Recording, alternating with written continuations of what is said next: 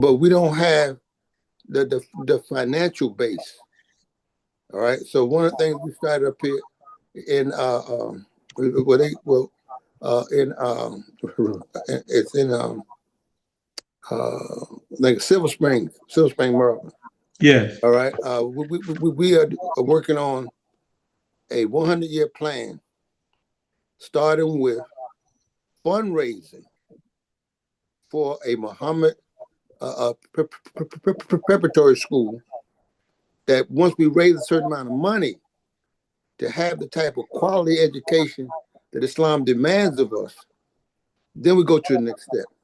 So we're meeting, yes, with the teachers and with the administrators, all right? But we've also put together a group of business people, very important, because if we say Islam is built on five, and if you take your hand, you take your physical hand, and you think about it, if we say this finger represents Tawheed, we say La ilaha illallah. Well, the next finger will be education. You know that this finger is longer than the one on belief. Yes. All right, and then well, you know this finger is, you know, make the women that tell you that if you want to marry me, you got to put a ring on it. This finance, all right, and if you this finger here is for your fiance or your finances.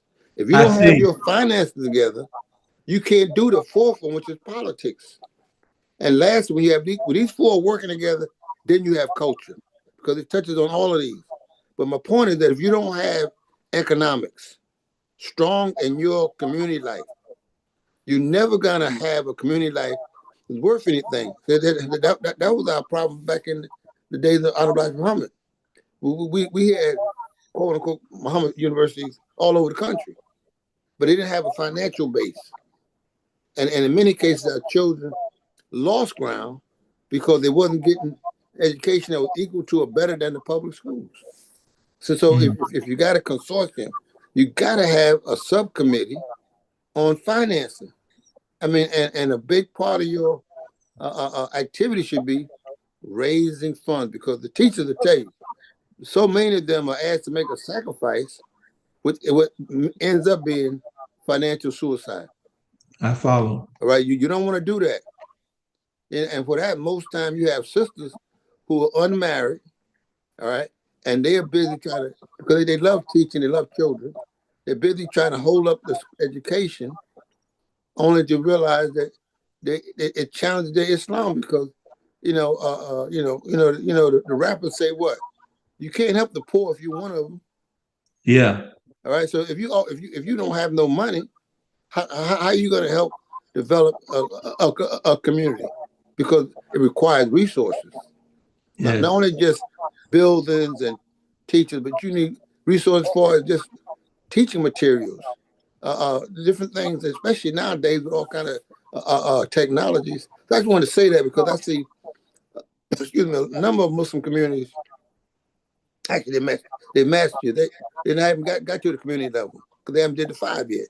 But they are busy meeting and talking without a plan, and that plan requires you have finance.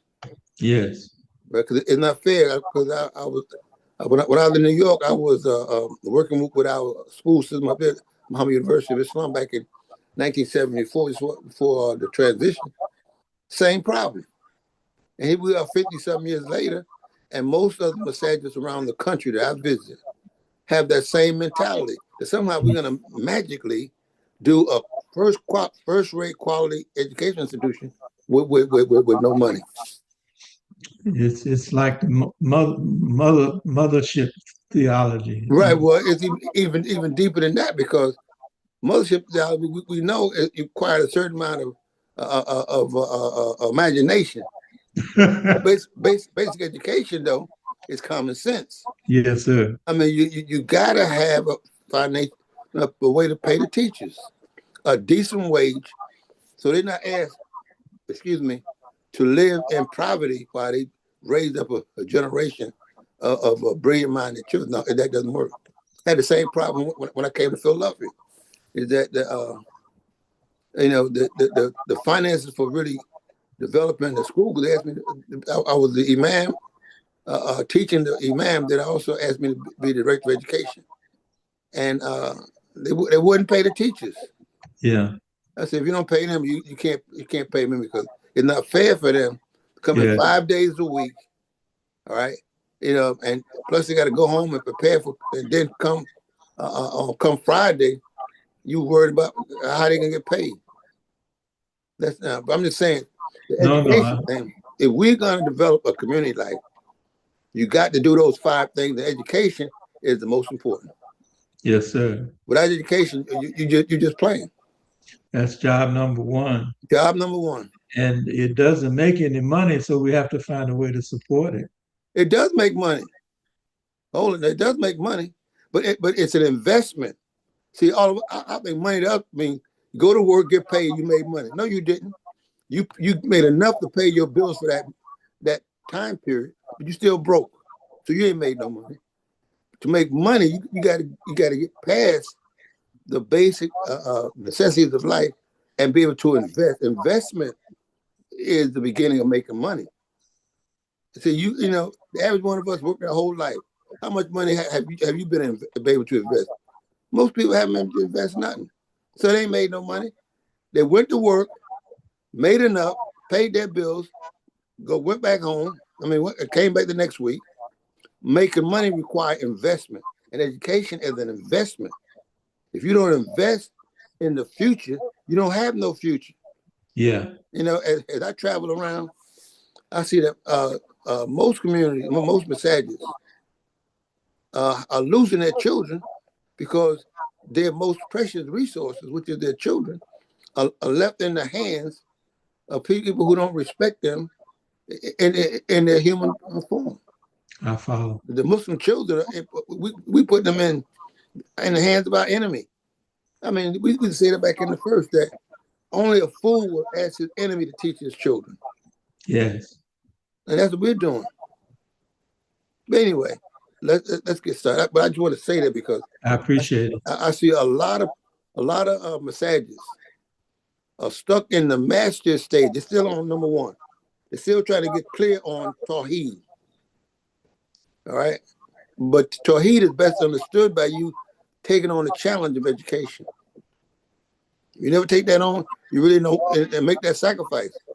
I told the believers down in Atlanta a few years ago, maybe about 10 or 20 years ago, maybe more than that. Imam Pasha was still down there. And it was right after it was like it had to be in the mid 90s. And I was and they asked me to do the quick body. And I said, look, when I drove up, I thought I was at a new car dealership. Everybody got new cars. Yeah. But when it comes time to raise money for the school, everybody get amnesia. But eventually they got it together. But I remind every time they asked me to give a quick bite on it, I was reminding because my daughter, my oldest daughter, was on the board of the school, and she would tell me, Abba, when they have events, she was one of the biggest donors because she's a lawyer. So she was like always in the gold. Those who gave at least $5,000 or more towards it.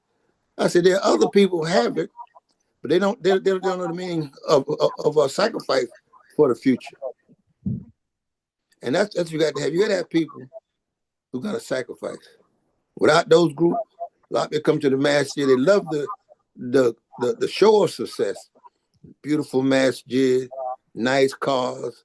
I used to tell them, I said, look, your house is with your rug on your floor is better than the rug on the floor of the masjid. And you wonder why your children see you being transformed. You're all about Islam in the masjid. You go home, you really forget that. That's what a transformer is. Yeah, that's a movie. The kids know what I'm talking about. And we're adults. Here we are years later now. And that was back in the 90s. That was when we were going back and forth to Saudi Arabia with the Imam, like 90, 91, 92, 93. And I would go down to Atlanta to give khutbahs and stuff. I figured I used to go all over, but then I saw the same problem. So you need a finance committee. Money, they just raising money. Well, what I'm saying, we say community, the community of Imam Muhammad, community, community, but there's certain structural structural needs. Absolutely. In fact, the Imam never said that. He said association. Yes, You know why? Because just what you're thinking about. See, a community has certain institutional development that yes, holds up your life in a community. Imam kept saying, we got to get to community life. yes. Get into community life means you got to make a sacrifice to build institutions that will uphold the life you want. And I saw the approach of the imam in inviting the business associates in our group uh, to make the Quran their business partner. Every business is a Muslim. Remember that. Explain that. All right.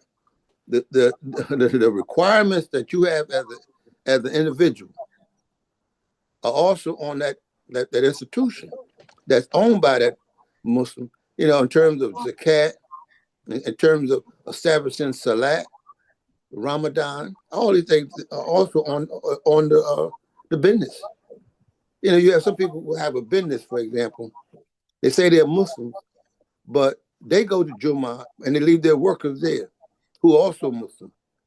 No, if you say you're a Muslim and your business is Muslim, you close down for that time and go to the masjid and make your prayers. And when prayer's over, go back and seek the bounty of Allah. That's the Quran. Right? Yes. And another thing too is that you find that we don't realize in this society they use that concept. If you you know what a LLC is? A limited liability Right, corporation. right, right, right. That's what it is. So what happens is that when you begin to develop resources, hard enough for you to lose your personal belongings, you make your business a what? Corporation. Right. That's a Muslim. In other words, they have to pay taxes. Like you got to pay taxes. They pay zakat, you pay zakat. Right? This society know a lot about Islamic ideas. They just frame it in a way that if you're not conscious of, you won't see I it. understand. But let's get back now to our community, how to get to community life. And I want to start with at the very beginning. The first surah of the Quran is Al Fatiha. Yes. Right? You got to open up. All right. You can't develop our community life with a closed mind. Right. If you think about this. Let's look at this. Allah subhanahu wa ta'ala, God Most High, He tells us that how He tells us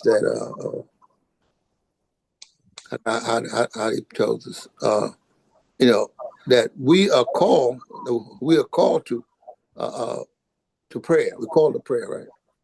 The Mm-hmm. adhan, we Yes. hear the adhan. Yes. But in the adhan, you got two things working there, right? You got one that says, "Come to worship." Another one says, "Come to success," or "Come to cultivation," "Come to," right? Those two things are there, right? So now, if you're going to establish a community life, you got to establish prayer. But in order to establish prayer, you also got to establish what? The resources that's seen in like Hayya ala Falah. Mm.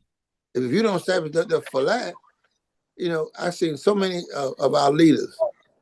They want to lead the community, but they don't understand you got to walk on two legs, material and spiritual. That's the beginning. So in order to see the direction of how to go to develop community life, you got to be open. You got to have a Fatiha mind, not a closed mind. All right, it has to be first. You got to be open to the possibilities of how or where you want the community to go to, because everybody's coming to Islam with their own view of what Islam is. But you got to establish clearly, without a doubt, without a hesitation, there's no God except the law. And there's no human being except Muhammad is his messenger. All right? Why is this so important? If you don't have faith in the one who reveals the plan for community life and the one who demonstrated the plan, you're never gonna have it. You have so many Muslims. Let's go back for a minute, brother Michael. I want you to think for a minute. Where were you at 50 years ago? 50 years ago. You have to tell me. I'm just that's a rhetorical question. Okay, all right. But don't you think about it? But for yourself, answer it. So we came into a new language environment. We're talking about this before. I told you about this before, and we were for the first time introduced and required to learn something from the Quran. The first lecture the Imam gave, Allah forgive him sins, grant paradise, was from Surah entitled "The Resurrection," 75. That's right. The last 4 verses talks about the human being thing he be left alone and not be guided. It won't be tested, right? So immediately the man took our mind to where? To the Quran, to establish that if you have a doubt, then you have to put those doubts to the test. And the test is following what God says. Because he wasn't trying to get us to follow him. He wanted us to follow God, because our old way of thinking of having one person, I don't know about you, I'll give him some grandparents, our leader, and the rest of us not thinking wasn't going to work in the new order. So you had to open yourself up, number one, to see what does Allah, God Almighty, have for you in your life. Yes. Right? Because you're not going to be accountable for what you do or don't do. All right? So those verses that talks about the ability to raise the dead, you remember for the Surah 75 called the resurrection. And then the next, those who are in Chicago, you may have heard this directly. Right after that, because that was like that was Savior's Day address. Right. But then the next week, he started on the first 2 attributes of Al-Fatiha, Ar-Rahman and Ar-Rahim. He talked about the whole thing of what? What do you call it? The second resurrection. Right now, in the second resurrection, we're going to require that you go to the book of God, which is the Quran, and get a direction for how to go in your life. It was a paradigm shift. But a lot of people never really got to the Quran. You feel some people who've been around for 50 years made no effort. I mean, and I'm not getting into Arabic. I'm talking about English. Yes. If that's gonna be a book of guidance, I want to know what God. I gotta open myself up. I got to give myself a fatty. What if I thought I knew? No. I think I tell you before. What was very interesting, I remember as a young man, to see the number of ministers who were humbled by the transition because they didn't know the new language. Very few people, nobody really knew it, really. I saw that. All right. They were humble. But there's also that humbling put us all at ground zero. Yes. 90% of us was at ground zero, right? And being at ground zero, we all starting at the same place. Ministers, captains, lieutenants, common believers. We all were told to take the Quran down off the shelf, open it up, and begin to study it. It's 1975. Same instructions.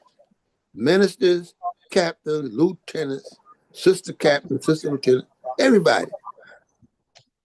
Why? Because you open it up now. There's a new, we call the second resurrection starting. The second awakening, the second birth. Remake the world. Yes. But how can you remake the world if you haven't opened yourself up to remake yourself? Starting with self. Got to start with self. Because if you're gonna build a community life, each individual got to be responsible for his own behavior.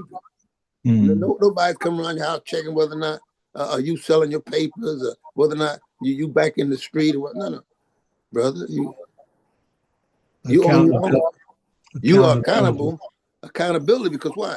To build a community, each person got to have their own sense of responsibility and be accountable for what they know they got to do. Nobody making you sell the 300. Brother, you got your paper? No. Sister, what you say? That's the development of new muscles, huh? That's right. But all stars you got to open up. Yeah. Through the new possibilities. Because if you ask them, I'll tell you, with I want to kind of jump ahead and show you. Okay. Now we just had the 50th celebration. Yes. Last August. And if you go on to any of the social media platforms, Facebook, Instagram, YouTube, whatever, you may have any number of imams giving lectures, right? It's just a common thing now. Yes. All right. But however, there's a problem here, because everybody can basically do their own thing. How do you mean? If you're not coming from the same source, that's just confusion. How can someone be teaching the people that what we refer as directional language if they don't know it themselves? That's true. The directional language comes from the Quran, and we were blessed to have the commentary and the directional language from Imam Muhammad. But he pointed us to we now have a way to read the Quran to get the benefit, so we know where to go. See, the Imam never said that the Quran was the final destination, because there are Muslims who, in America now, African Americans, who were studying the Quran long before we were. Yes. There are Muslims all over the world who were studying long before we were. What is our competitive advantage now? We don't get into the race until 1975. The Muslim world has been with the Quran for 14 centuries plus. The African Americans who came up to what we call Sunni Islam, maybe it had 100 years before we came along. Question. Yeah. What are we competing for? We're competing for the excellent demonstration of the Sunnah of Prophet Muhammad. Remember, every Muslim community, every Muslim group has to demonstrate that they're following Prophet Muhammad. How they do that? Building community life based on how they understand what's the message that's in the Quran. You can't build Muslim life if you don't know Muslim life. That's true. You have to know. And for us, we were given Muslim life in a symbolic way. Let me explain what I mean.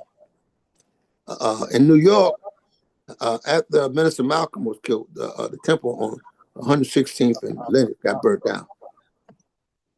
So when the Honorable Muhammad instructed us to rebuild it, on the first floor, he had business. On the second floor, he had education. And on the third floor, he had the temple, or the temple, whatever we call it that time. That's a sign. Education is supported by by business. Education and business supports your religion. Yes. The sign was there. I can see that. Right, but you had to be open enough to do that, to see it. So we thought that Imam would come with some new Islam. No. His father, the best that he could do, he demonstrated what he could do, working with what he had. The Imam comes along and said, look, if I bring them to the Quran, maybe they'll see this and get busy building our community life. He trusted Allah in this process. That's right. Because for him, that's all he had, because there were no strong-minded Muslims when he came in 1975. Nobody really knew. Yes. Like I told you before, the same people who were teach Brother Minister in January of 75, teach Brother Minister in February 1st, 1975, were quiet when it came to March 1st, 1975. And took them a few, look, it took us we took almost a year to learn how to say Imam. And E-M-A-M. I still hear Allah Akbar. Yes, I mean, well, because we never got the directional language. Yes, sir. I mean, and a lot of things, a lot of terms, we never made the effort. See, a lazy mind has a lazy mouth, Hmm. right? He doesn't make those efforts to get it right. I understand. And he thinks it's enough to say, well, I'm with the Imam's language. The Imam never gave no language where his tongue was lazy. That's true. He worked hard to get us to the point where we could think for ourselves and execute the philosophical direction that's in the Quran. Yes, All right? Because if we're going to build our community life, you can't have weak-minded people. that's true. The people who understand that you got to stay on the mission until the mission is accomplished. And too many of us, I mean, I travel all over the country, man. And I think that we have a group called the 50. What we do is we each month, no coercion. You send a brother by the name of Imam Adam Bear of Yeah, he was on this morning. okay. Well, then what did he mention to you about what we do? Uh, Everybody he, sends he, in a he has $50. he has mentioned it. Yes, So that's volunteer. There's no coercion. So you can't get judgment unless the person is working under their own volition. You get no credit for doing good if I made you do it. that's You know true. that, right? That's Yeah, Islamic law. yeah, If I gotta make you do good, then your own will, you wouldn't want to do something else. So that's why I say building our community life starts with an understanding of our Fatiha, right? And if you look at our Fatiha, look at our Fatiha for me. Look at our Fatiha. The our Fatiha introduced us without reservation, hesitation to Almighty God alone, yes, right? If you think about it, the first four ayah are describing God. Think about it. yes, All right. All right. We say the praise belongs to Allah, the guardian of all system of knowledge. All those are nouns. There are no verbs there. Right. hmm, There are no commands. It's just stating the fact. Praise belongs to God. That's a fact. Uh, God involved with system of knowledge. That's a fact. Right. The merciful benefit, merciful benefit. That's a fact. Right. Master of the day of judgment. That's a fact. Right. And then, if you know that, once you know the reality of God, then you can say, whoever or whatever did all that, that's God. That's who I worship. If you did not evolve the creation as Rabbil Alameen, if you did not extend mercy throughout the creation as Ar-Rahman Ar-Rahim, how can I worship you? I'm worshiping the one who done all this. Then I can say, you, Iyaka, you do I worship, and you do I seek for help. I don't talk about a God called they, but what other people think and what I can care less what they think. They ain't God.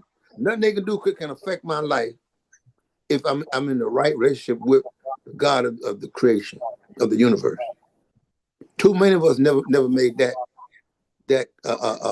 connection coming from Christian philosophical thought to what we thought was Islamic thought. We really was coming. We brought a lot of old Christian habits where we didn't put our complete trust in God. We were following the Imam, but with a certain amount of reluctancy. He began to talk about community life, human excellence, almost in that first year. Community life, human excellence, all these things. You go back and look at some of the early lectures. And I know for a fact, when he got here to Philly in April of 1975, he laid it all out. Remake the world. Made it very clear. He introduced Practical, that's a right. practical step, blight arrest control. That's right. And well, not only that, he introduced all the committees in that first year. Yes, I mean, everyone will be able to find what you say, get in where you fit in. yes, sir. Get in where you fit in. You can't be standing on the sideline talking, I'm with the imam, and you standing on the sideline. We had committees just about every concern for our community life. We had the And, blight. We had the, and those that held on to that focus uh, are more active, I believe, than those that absolutely. put it Well, down. those cities who had like, like here, for example, we had a brother who was big on culture. So we had the whole thing, Islamic Cultural Preservation Committee. Check this out now. Now, in 50 years, where do you think that's at now? He has evolved into, we're in the process of building a, a, a museum and a whole neighborhood based on that concept. Yes, See, so you can't tell me that here 50 years later, you still ain't got the Islamic Cultural Preservation Committee. Uh, if you building a community life, you have to work on what we call spheres of influence. Each yes, one of those were a sphere of influence. I feel like, say like the bat, all right, the Black Pioneer Patrol. Well, you go to some cities now. They at the point where if those believers have taken that seriously and work with their neighbors and made that that would be their focus, right? Some believers in the mass shooting. Now you have a vehicle that have had 50 years of say development to help with our problems in the inner city. Now you're the leader because your work would put you far ahead of everybody else. I follow. All right. So even now, well, it's never too late, but Yes, sir. you're later than what you should have been as you believe and follow the leadership from 75 to now. Now All right. there was something that I, it really surprised me, the progressive nature of Imam Muhammad's focus. Dr. Dr. Akbar was head of Department of Human Behavior. And Mm-hmm. when I read that, he published that in one of his books, that he was the director of the Department of Human Behavior under Imam Muhammad's leadership.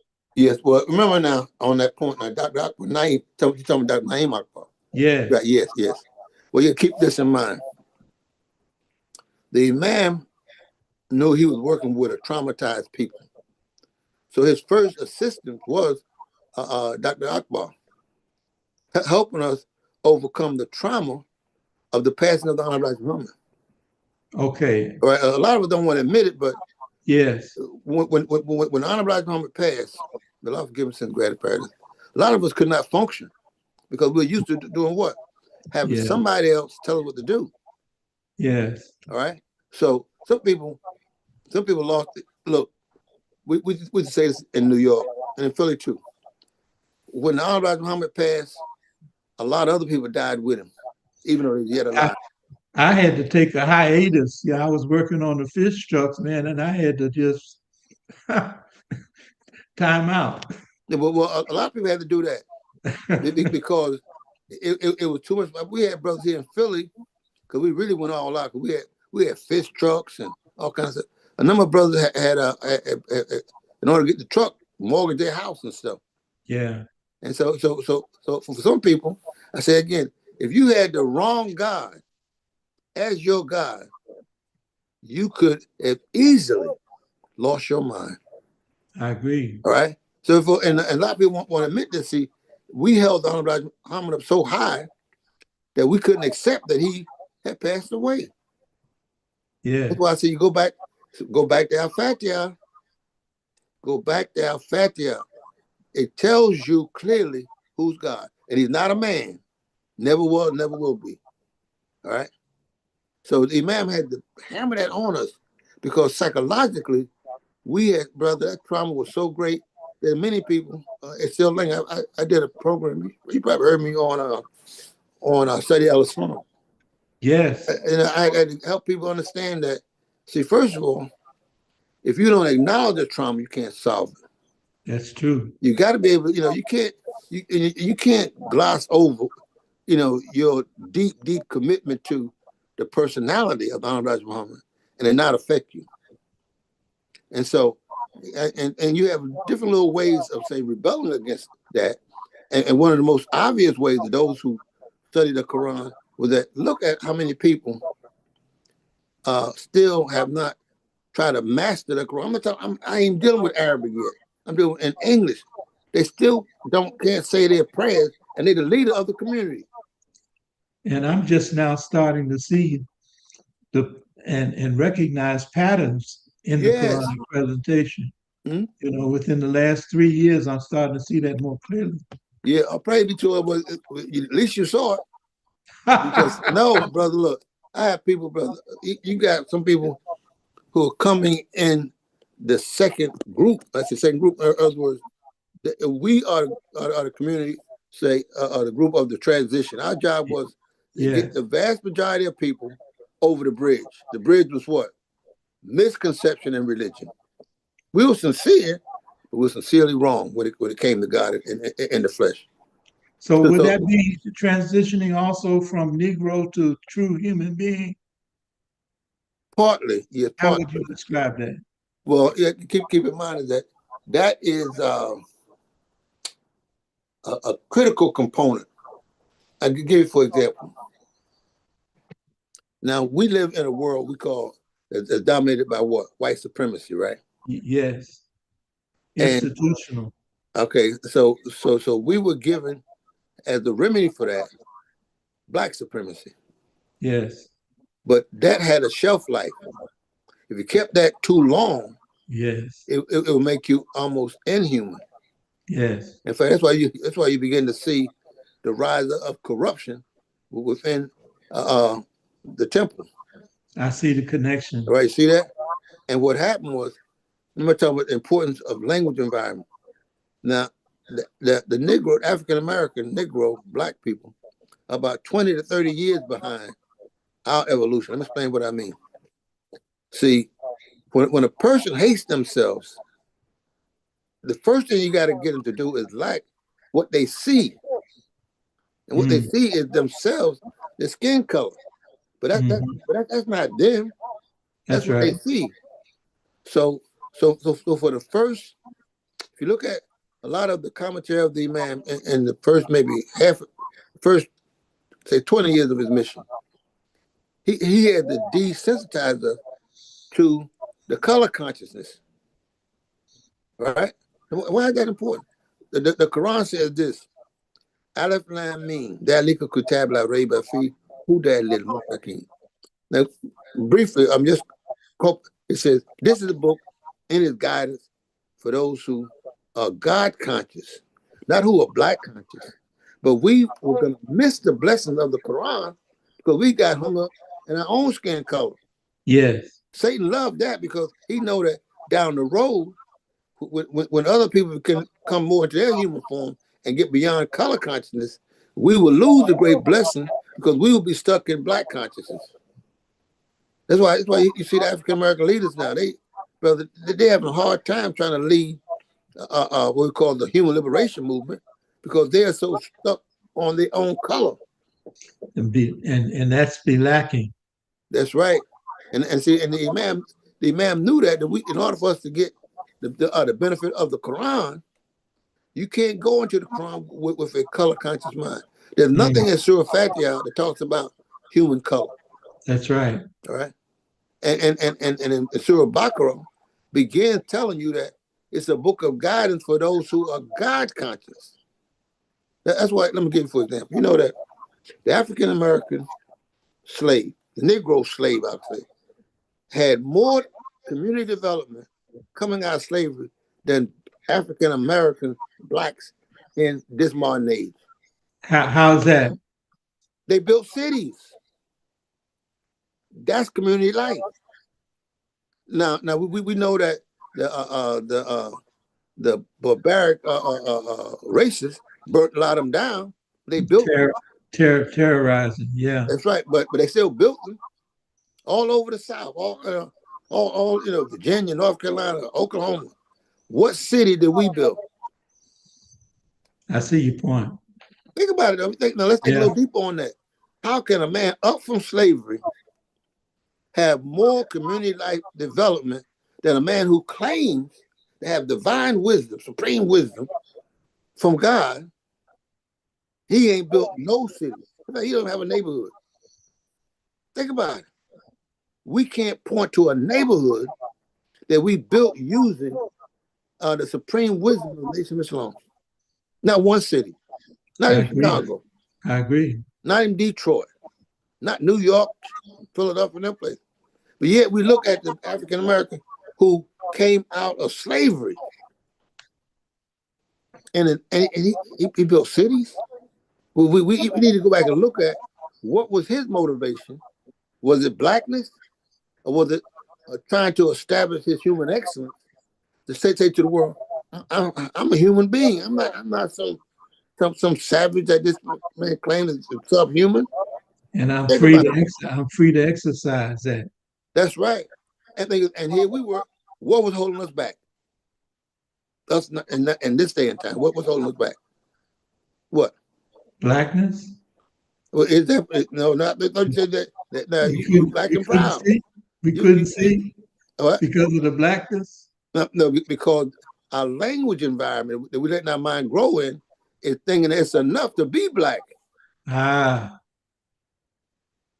I yeah. remember man talking about how some of the brothers in Chicago, I'm the black god.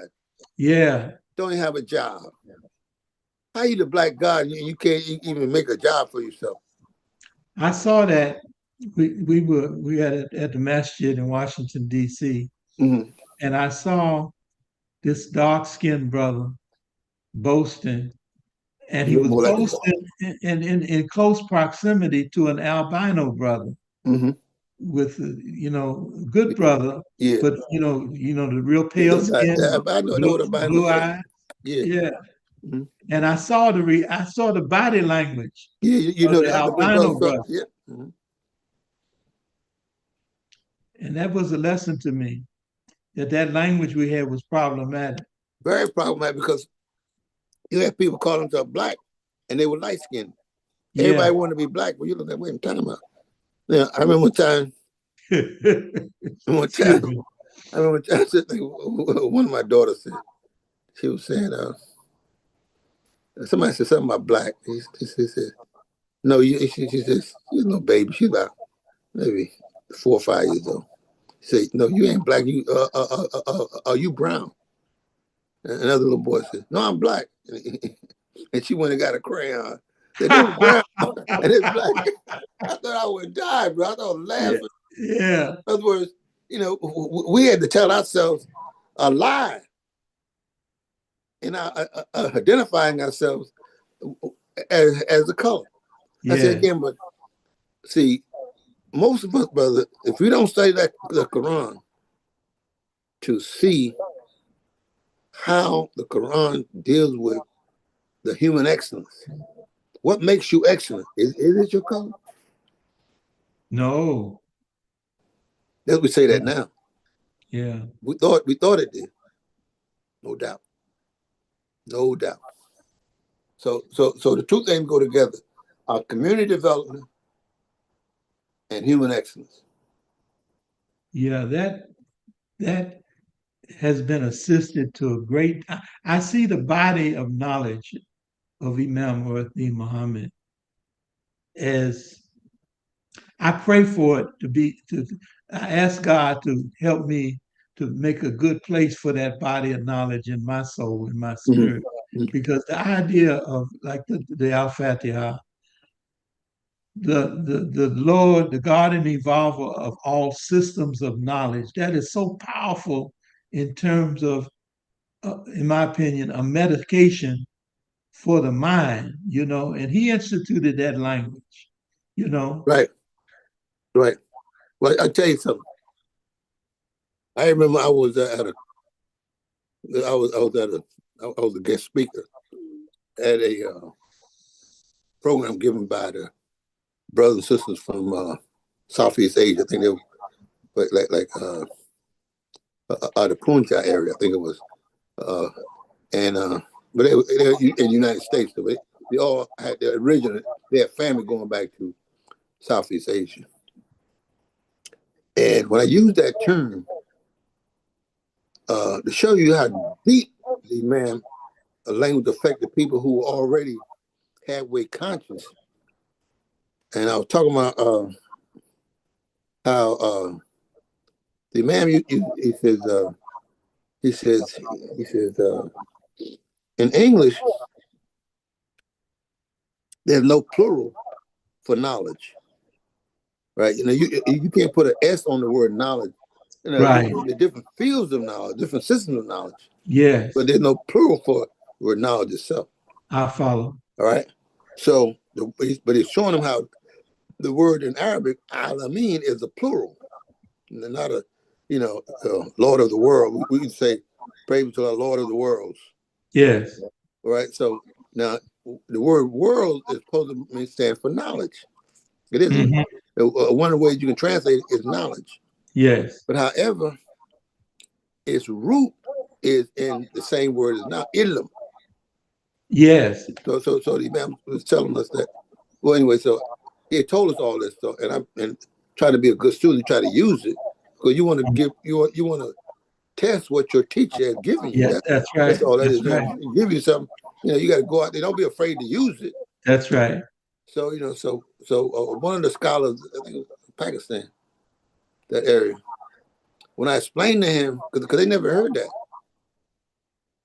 See, a lot of times, I said to say this, a lot of times we wouldn't stand on what the Imam gave us until it was verified by somebody else. That's true. That's that means you don't trust your teacher and your leader because you're looking for first verification before you use it.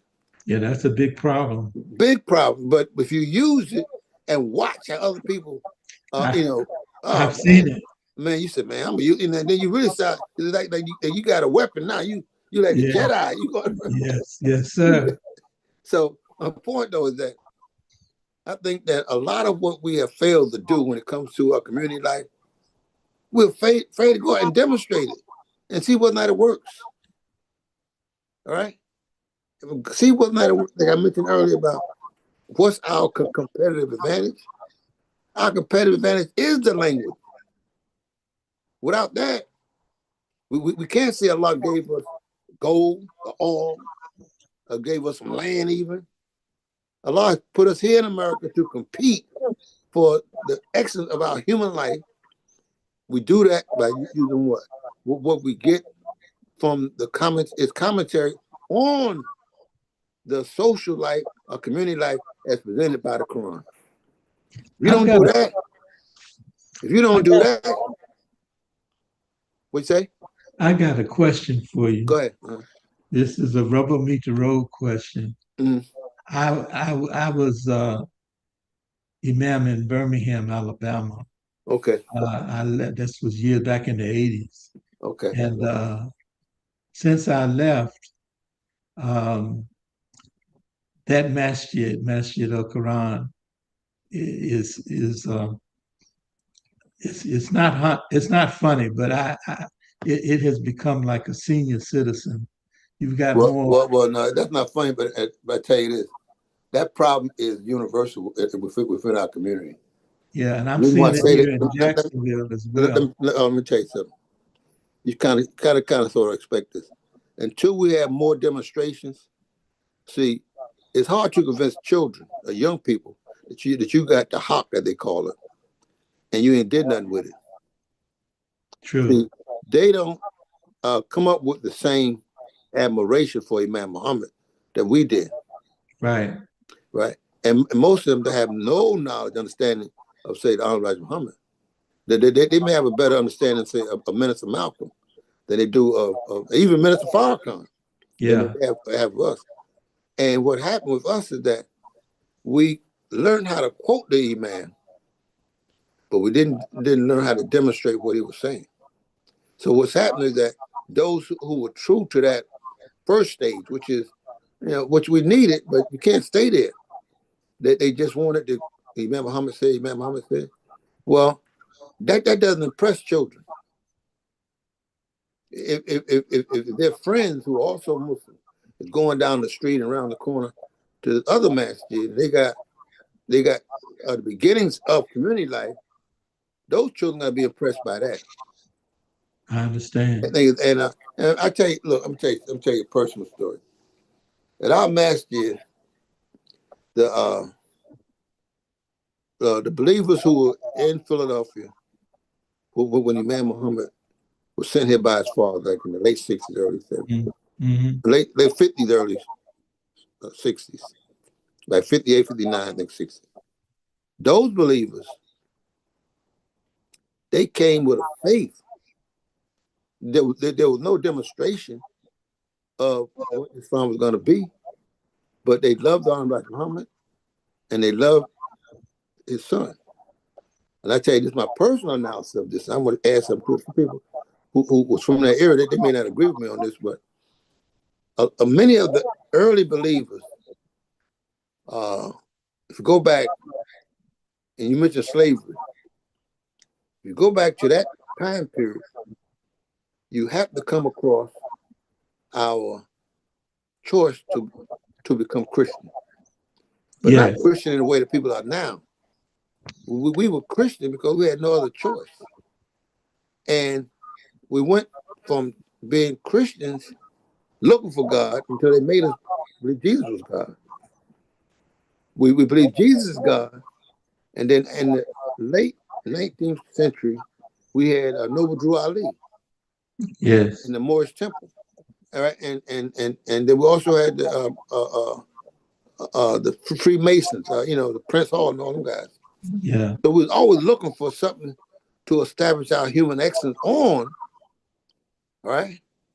And so what happened is that when we finally got to Islam proper, we've had all these other stumbling blocks. The number of people who are good human beings but had the wrong concept of God is a whole lot of people, right? And if we don't have the ability to demonstrate, not talk about it, but demonstrate the excellence of Islam in making excellent human beings and excellent our community life, then we will lose the race too. And that's why you see so many,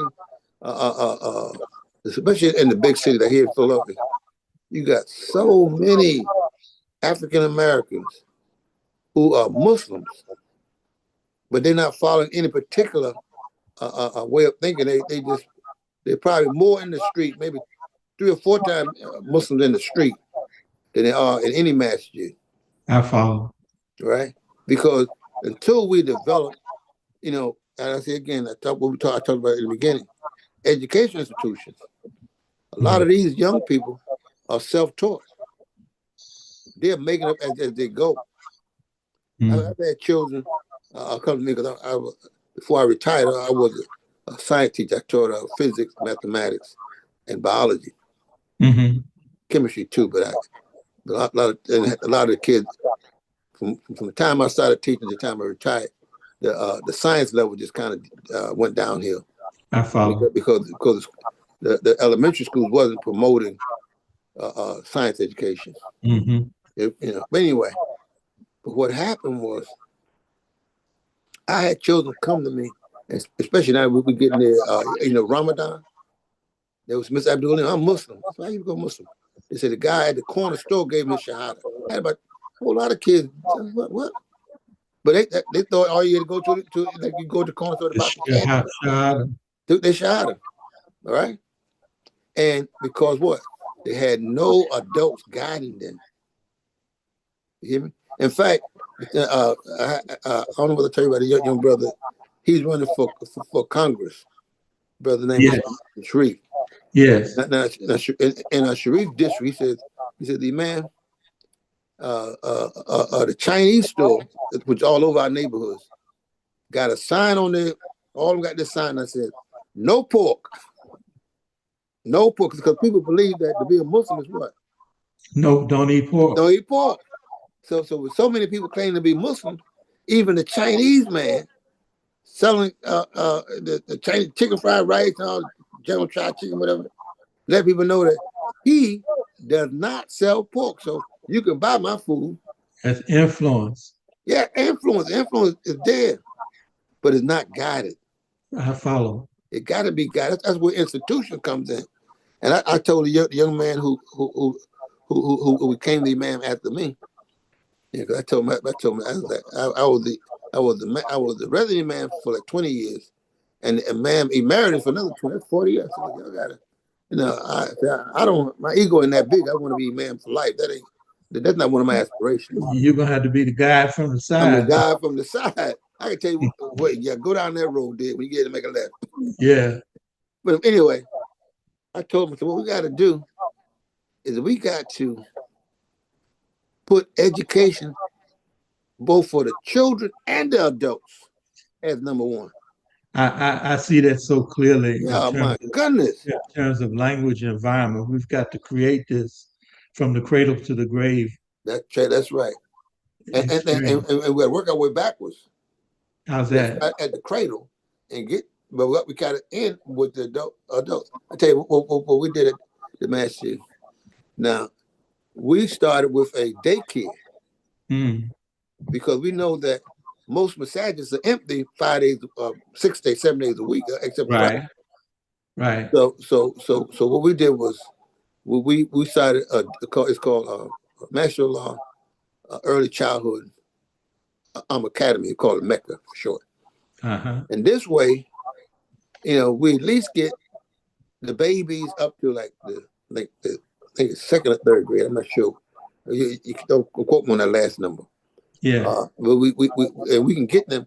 But even that, see, you got to have a long range plan, because if you have kids for the first, say, 3 to 5 years of their life, you can't stop there, because when they get to first and second and third grade, you got to then turn them over to the school system.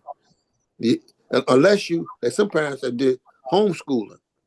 So do you prepare them for that? Prepare them for their coming into this? Yeah, you got but see, that's why you got to have both adult and children, because you got to train the parents how to be Muslim parents. Yes. Right. If you don't do that, so children, I said that transformer mentality. Yeah, I heard a brother. I was at a marriage. Imam Fahim Shuaib does a marriage Yes, program. that's a good program too. And this was back in 2015, and he had young Muslim couples as presenters. And one of the first presenter was this couple. The young man was an imam in Los Angeles, and he talked about this transformer idea. The children coming into the school system, bringing a lot of negativity from the home, Right, that's right. the Muslim home. Yeah. See, that's why I said you gotta have,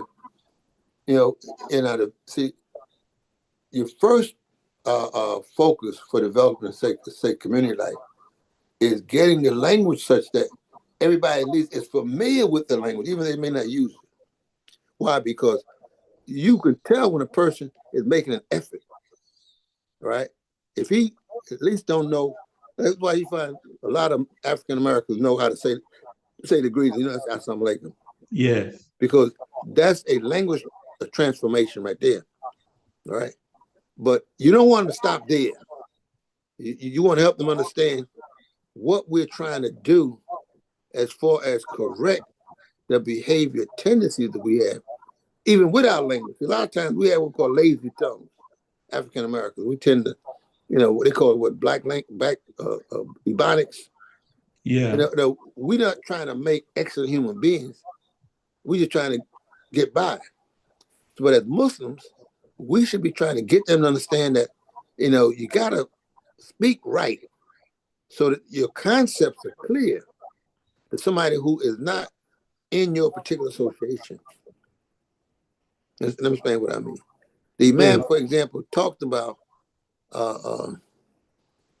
he talks about our genetic memory and our genetic inheritance. From C. Eric Lincoln. C. Eric Lincoln. Right? So what you have to do is you have to share with them that we have a common, and you may have to talk about a common human soul. That's what I'm going to get to. Mm-hmm. All right. So you want to get beyond just the memory to the application of the memory. And that's it, because you find a lot of young children now have Muslim names. Yeah. So you got to help them understand what that name means, because words make people. Yes. So if you hear, if my name say is Muhammad, I don't know what Muhammad means, then there is no behavior change when I hear my name.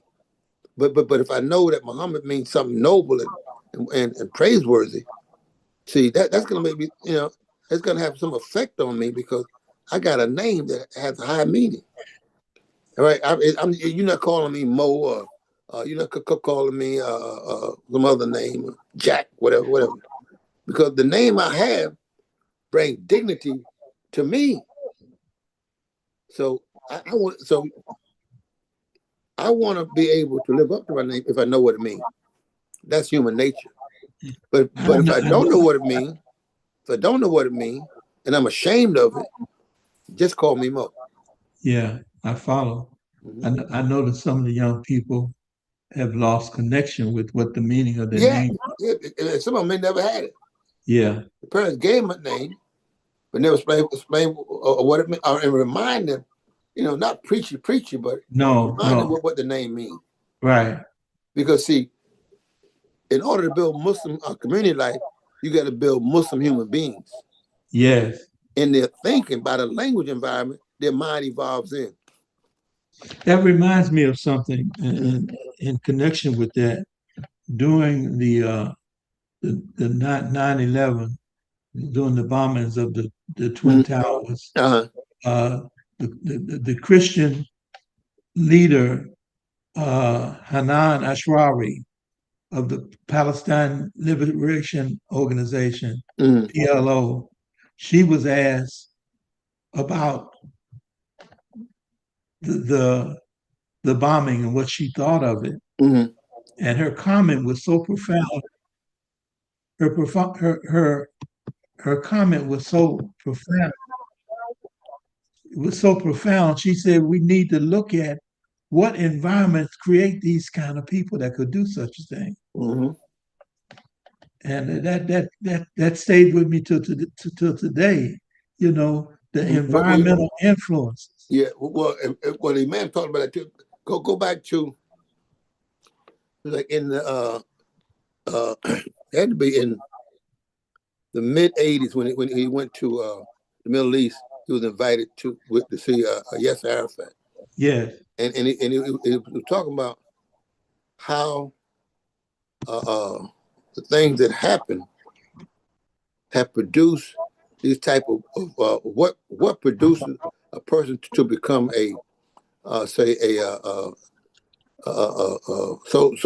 driven by the anger, and that he would do these inhuman things. The man was saying, yes, you just don't condemn him from doing it. Understand why he's doing them.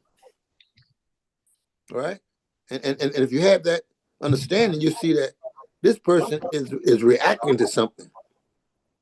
And unless you change the environment that produces, you can keep producing. Yes. Yeah. Yeah, that's important for our circumstances today. Absolutely. Well, see, where we at now, brother Michael. Now this is just my reflection on the state of the world and our situation. The things that we've gone through. All right. We have to now look at it and apply them to the problems of the world. Yes. And see how we had to resolve our own internal trauma to be effective.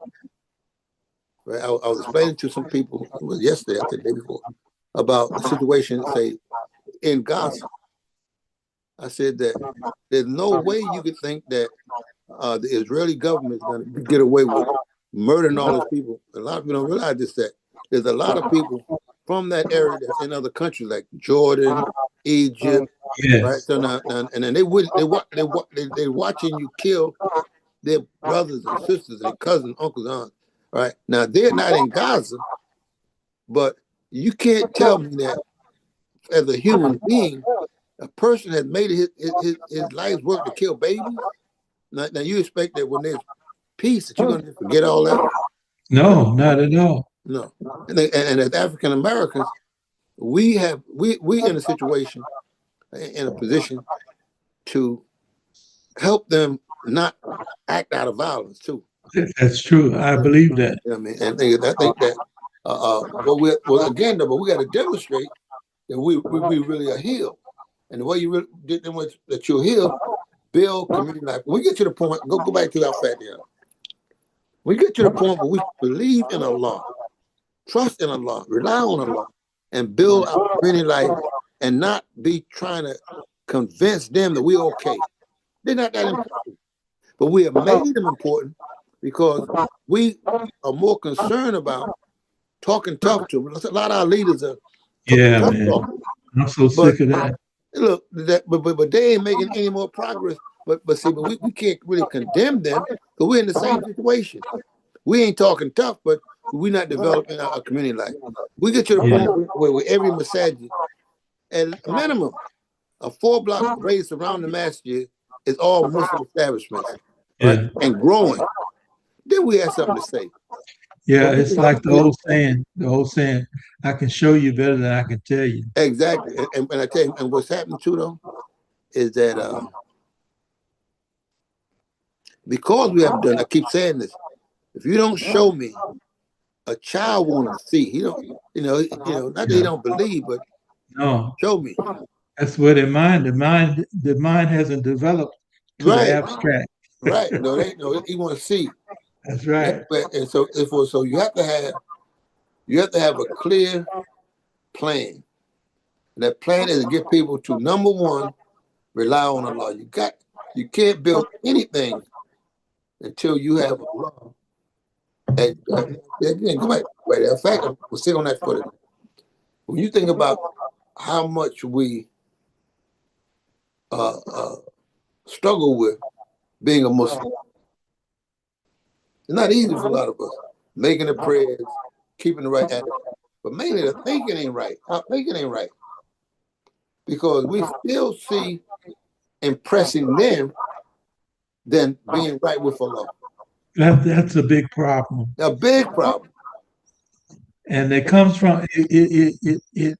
I see the root of it What in was the it? environment that was created to make a Negro of being made That's an right. environment of dysfunctional Right.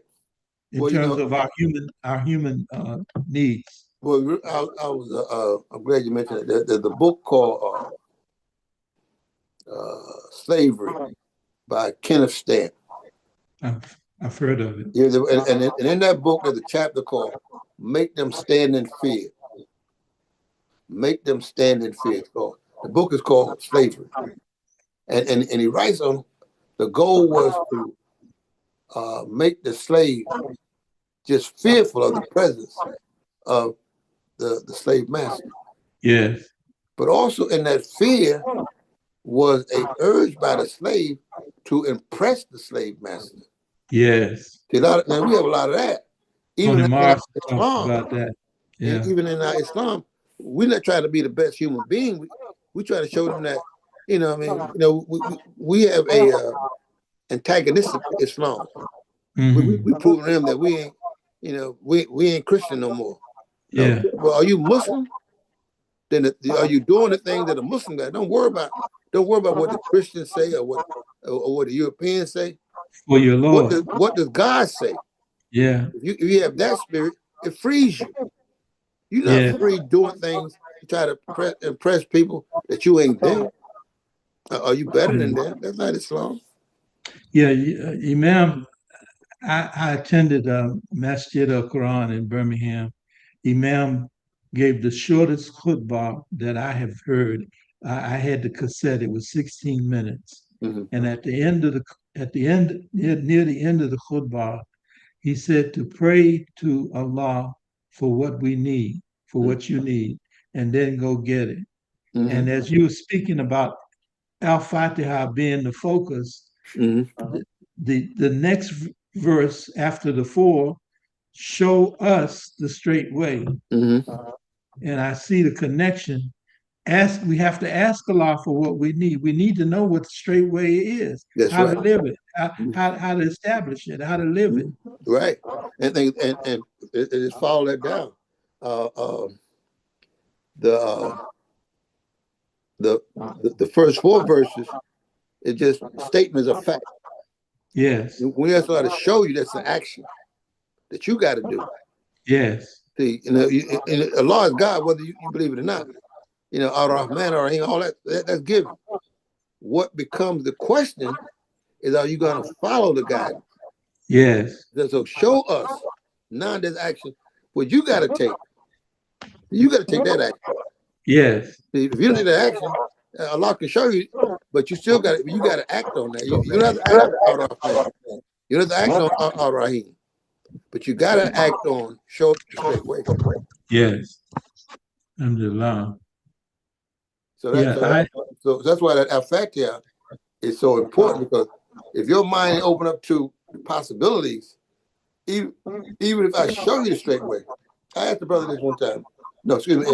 In one of the books I wrote, I had I had a chapter called Al-Fatiha, the foundation of Muslim thinking. And I had another one, was called Al-Fatiha and the opening of the Muslim mind. Because there was a series of lectures that we did over the period of a year. And I started with just with Al-Fatiha. I said, look, you got to think about this. Why will Allah choose the name Fatiha for the first chapter of the Quran when Fatiha is not in the chapter? Right. And I said, the 2 things. One is that the repetition of it 17 times a day lays the foundation for your thinking. But the name itself implies that you got to have an open mind to get the benefit of what's coming your way. Yeah, we're hearing that language now with mindset. Fixed mindset, open mindset. Right. That's right. It's becoming very, very popular. Yes, sir. But these are things we were doing, Allah blessed us to do these things back in the 80s. Because the problem that we see now, Brother Michael, we've been dealing with since the 70s, but it became clearer when more and more people begin to say they had, by that time, like say, let's say about the first 10 years, all right, and we had, I think it was in, I want to say, New York, New York, Baker Javits. Then we had another, I think it was the 20th year, we're in Louisville. That's when, and we're trying to get the community to the point where we would do this type of self-reflection. So each person got to look at their own soul as what he or she has sent forth toward tomorrow. Because as you see, what we see now is that a lot of believers are passing away. But then, what have they accomplished in the time they were given? You know what I mean? And because a lot of the same problems we had 10 years ago, we still got them. Yes.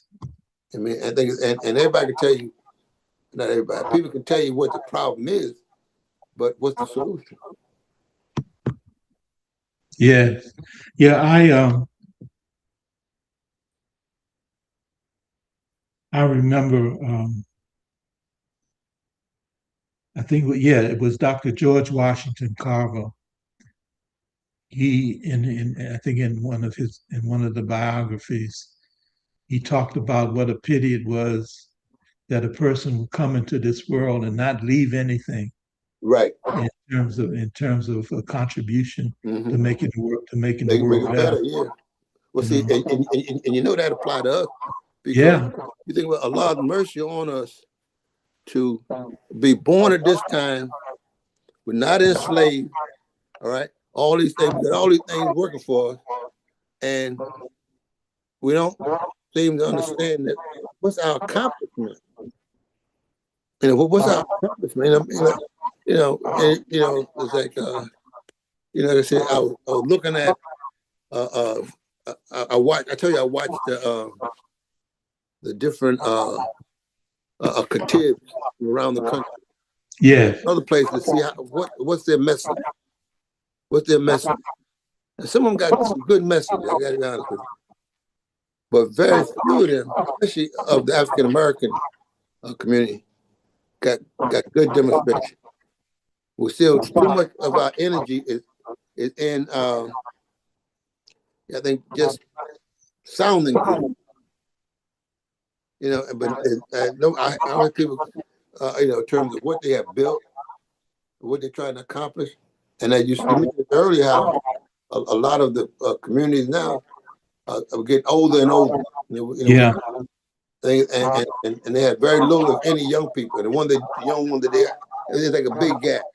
Yeah, some people, the children that are there are still under the control of mom and dad. But as soon as they're old enough to do their own thing, they're gone. So what do we do? It's like Zachariah and Abraham and his wife Sarah. Mm-hmm. You've got these messages that you have, by and large, guys on the side, so to speak. Is there anything that they can do? Can they focus? Can we focus on That's how I look so much shit. actively looking for younger minds and younger bodies and inviting them, not necessarily to the masjid, but inviting them to hear the message that they're more than there's more in them than what they're showing. So a common sense message. We have a thing called the that seeker. That seeker. It stood for Dawah and Community Development. No, excuse me. Dawah and Community Excellence in America. Okay. Excuse me, that's seeker. And see, because you can't when you have nothing but your message, you have to call people with your message. Yes. Right. And that's what you got. You got to go with a tool. What you got as a tool is your message. And then you got to show that even if you got a storefront or some small house, keep it excellent, clean and immaculate. Okay. Because that way you show people that, that if I do better, I'm going to present better. But in the meantime, you can't have, like I said before, you got a little rickety place. I got cars outside like it's a new car park. Your master got to be attractive. You got to be that people show that they have a relationship with God, that they make the sacrifice. Because see, that's the next thing. If you're not willing to make the sacrifice, then you're not going anywhere. Okay. All right. Forget it. I wanna this time it's like 9:21 Eastern time here. I wanna engage the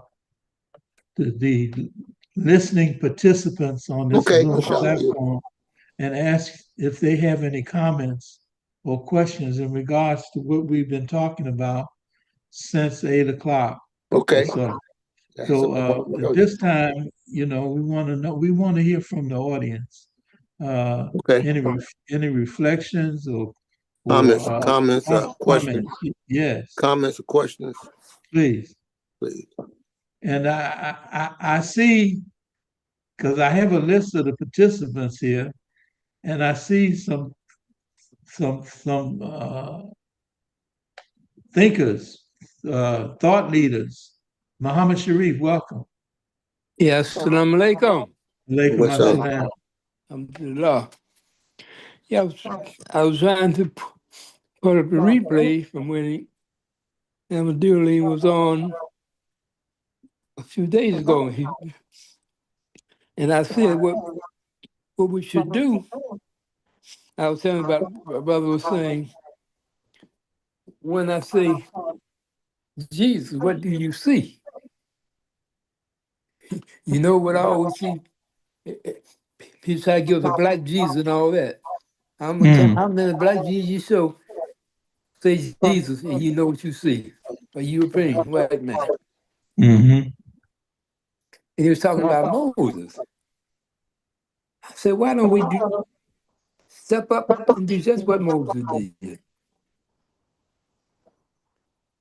What was that? He went to Pharaoh. Moses, brother Aaron, they went up to Pharaoh.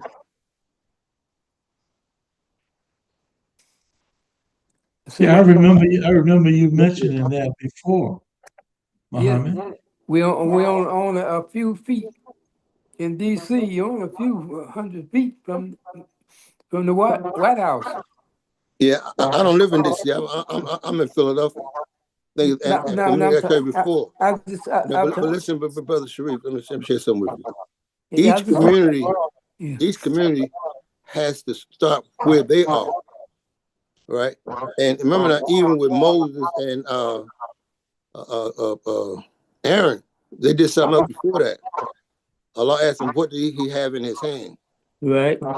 He said, it's my staff. He said, I beat down the brush. In other words, and then another one, Allah asked him, Moses, you on sacred ground. He says, well, then take your shoes off. See, all that has meaning of things that you can do before you go to Pharaoh. See, if you get the book of Moses, with Moses, Imam talked about it, said left. Because I tell you, for example, so what we've done in Philadelphia, we knew that our problem was internal, right? Because when I say internal, all right, everybody, most people that's in their 50s and beyond know the problem. Our problem, we have problems of internal corruption. Had That's to be what I was addressed. getting to. All Yeah, right, that's and what I was getting to, but we went to man. it. We went to it, but how we went to it. Remember now, you talking about strategies now. Moses knew that what God told Moses he had to separate. In 1977, we didn't even exist. What we had to do was start from scratch. We got we started with 40 families, and many of them dropped off, but we held tight, and we ended up in less than 45 years building one of the strongest Islamic organizations, applying the commentary of the Imam in all areas. And like I said again, we got one brother now. He's running for Congress. We got several brothers that are business people. And our biggest thing now is getting a strong education institution. So our thing is that that we all in the same race now. All right, because I say again, we didn't exist, but when we came together, we knew that we all had to make sacrifices to get from point A to point B, and from B to C. That's the problem I find in too many communities, that people can talk the talk, but they can't walk the walk. Mm. I mean, you gotta be willing to look. I was telling some young people how some of us had this show is called the night shift. Not just talk. Okay, no, but I want to do with night shift. Some of us Yeah, had to work.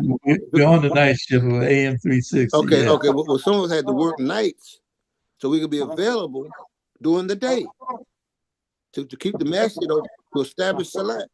I tell you something, many masajids in our community, the only thing they established is Juma.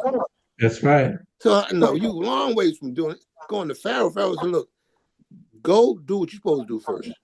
God tells you to establish salat in Jama'at. Have you done that yet? You haven't. Go back and do that. Come back. We can talk to them. Don't be a community of Friday go to meeting believers. Yeah, that's problematic. That's not only is problematic, it's hypocritical. Because the Christian who builds his community, African American Christian, somebody some people in there, they have a mass at a church steward, somebody who keeps the building clean, and somebody who's there to answer the phone. The average babysitter we got, if you call the master during business hours, you get a busy signal. Yeah. So No, we're getting a lot of feedback. A lot of feedback. You know? Yeah, I'm here that too. You're right, Brother Sheree. It may be my mic being open. Go ahead, Muhammad. Okay, but what I'm saying though, that you gotta, when we talk again, you gotta take responsibility on yourself. You gotta build yourself as the excellent Muslim, and then attract other excellent Muslims. All right, and then you struggle together, and you make sacrifices. You learn to trust each other. I find some people. And I'm gonna tell you something. This is one sad thing that I see. You got some Muslims some cities I've been to, and after the Jummah or whatever, we're sitting around eating, whatever.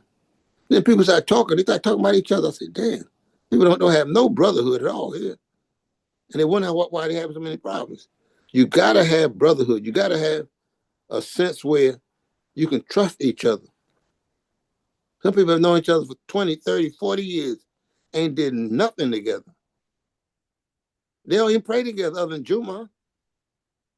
And you wonder why children are leaving? They don't see the Islamic light you talk about and don't demonstrate. If you want your children, they got to at least see that you got some people, brothers, especially the brothers, the men I'm talking to now. You got to be able to demonstrate that you got a brotherhood that's tight.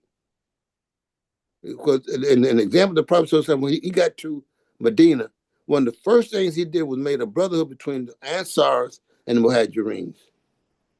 They were brothers. Here we are. We known each other since first grade and don't know each other. You know what I mean? Don't break bread together. Have them come together so for the next 10 years, 5 years, we're going to pool. Everybody come to a meeting, we'll bring $20.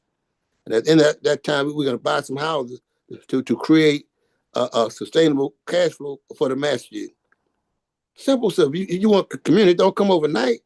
Somebody or somebody's got to make the sacrifice. And I give, for example, we meet every Saturday at the Fajr at 6:00 to discuss the future, sure bainahum, of the community. Nobody was forced to come, right? And those who did come had to come with a positive attitude and a positive spirit. Because nobody's going to solve our problem except us. God says what? Quran again. Laysa lil-insani illa ma sa'a. There's nothing for the human being what? Except what he goes after. But the reverse of that is also true.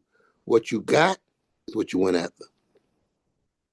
You know, Brother Imam, what Imam W.D. Mohammed said in his last public address 2 days before he transitioned. May Allah grant him the greatest paradise. He said, if there are 3,000 or 4,000 people, and there are 3 or 4 of you, then Allah has chosen you to lead the many. That's right. That's what he said. He would call it shared freedom space. That's right. And the Quran put it this way. It says, verily Allah will never change the condition of a people until it changes the condition of their own souls. We got souls in many cases, God forbid, of Negroes. But excuse me, you're not supposed to use the N-word, but I'm going to use it. We got souls of niggers. Because we don't understand that if you're going to move the community, move towards community, you got to sacrifice. I'm telling you, you get everything else. We can talk all night. But if nobody's willing to step up, because the man also talks about this, he says, if it's always a few that lead the many. If you're waiting on the many to come up, nah, they ain't coming. Our people are big on first to be second. All right, now you get out there first, this and that, they'll wait. And after you go out there, and they all over your back, and they say, well, yeah, I wouldn't have did that. They get all kind a Monday morning, what do you call it? The guy who gets up the next day and tell you what woulda, coulda, shoulda. You gotta have people who are willing to step forward, take the criticism, and build that first foundation. If you don't have that, you forget it. You have what you got most throughout our community right now. A lot of people telling you what the imam said, but they haven't did it themselves. I was trying to find some of my where's that speech she gave? What did I do with that speech? My daughter gave a speech last night down in Washington to the Muslim lawyers, and she was explaining to them how you got to become mentors. You got to identify people coming behind you that's going to step up and take this mission to the next level. All right, that means that you got to look around. You got to be looking for people. She's talking to lawyers and law students. She says, "Trying to find where's that? I got a copy of it someplace here." She was just telling them how it is right here. She says, "You gotta be. You gotta be." I got it. Here she said. She said. She said. You out of frame. But there you go. How about now? All right, yeah, real good. Okay, no, I was moving. Here's she says, it is right. But I highlighted. So we have to be mentors. She says,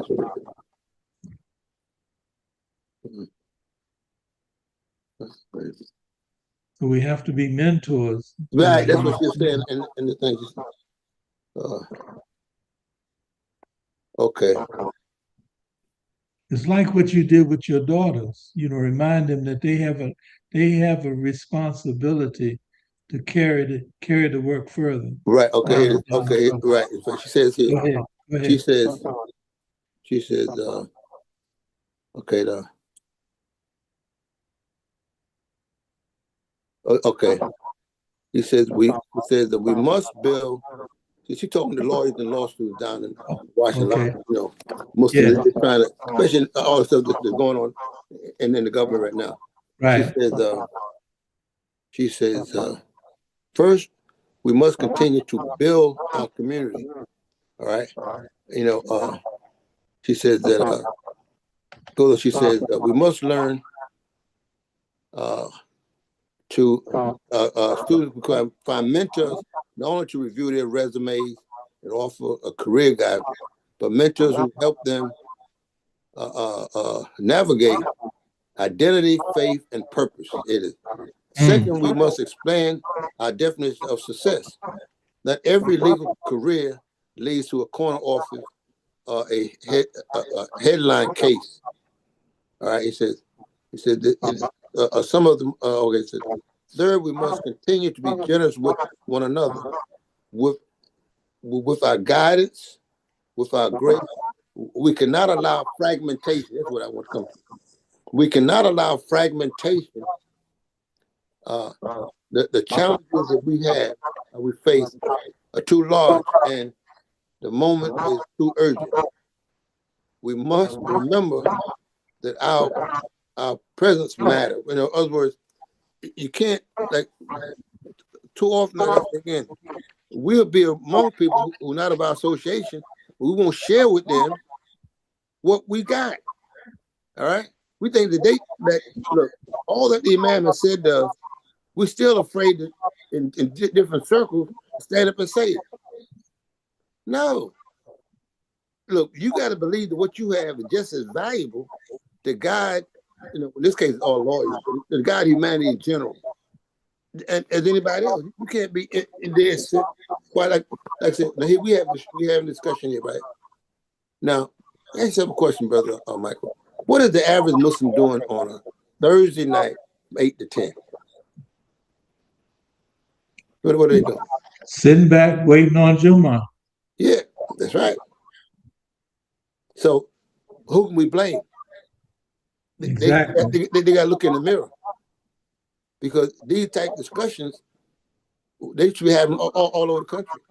'Cause I said, I, I value what Imam Muhammad had, what Imam Muhammad has said, the knowledge body. I have seen scholarly people on the podium. yes, brother. Look, I've seen the body language, Imam. When the look, Imam, it's like Fahim Shuaib called, use a scientific term that they use in terms of theories. The word is elegant. And in the meaning, scientific meaning, it means not adding anything to or taking anything out. It's that's just right. right. That's right.